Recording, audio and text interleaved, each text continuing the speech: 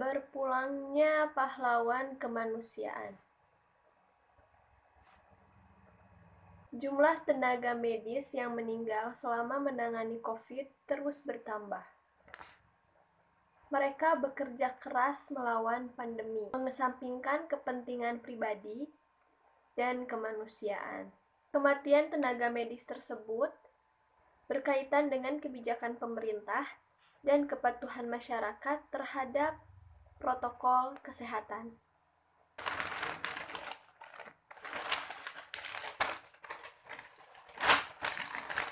Terhitung per Kamis 20 Oktober 2020, Ikatan Dokter Indonesia mencatat ada 136 dokter meninggal akibat COVID. Terdiri dari 71 dokter umum, 63 dokter spesialis, dan 2 dokter residen.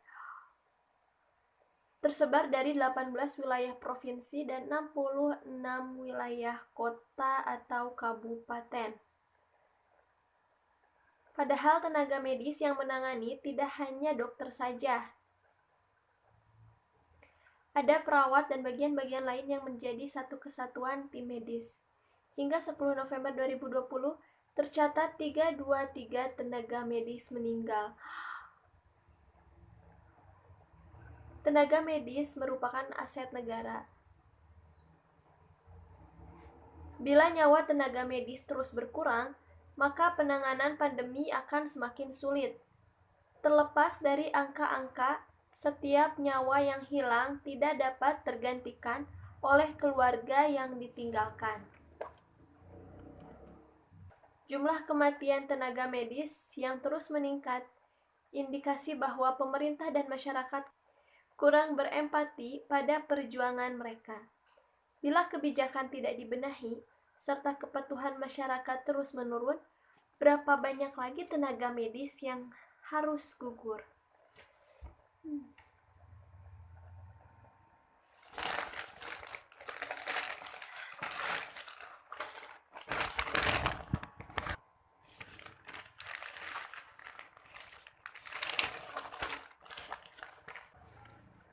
Huru-hara vaksin COVID-19.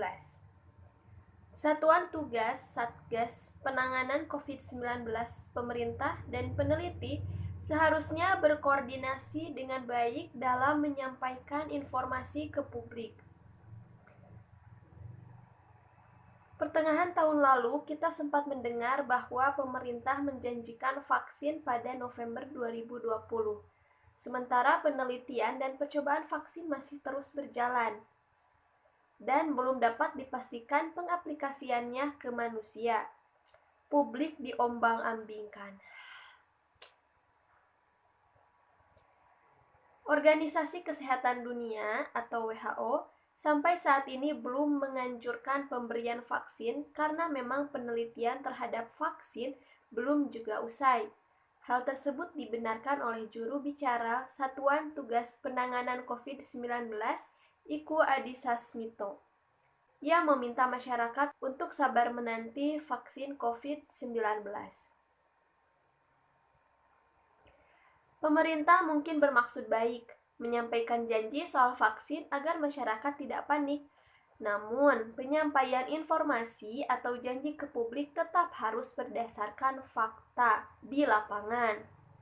Ketidakselarasan antara ujaran pemerintah dengan Satgas dan para peneliti mengindikasikan kurangnya koordinasi dan komunikasi.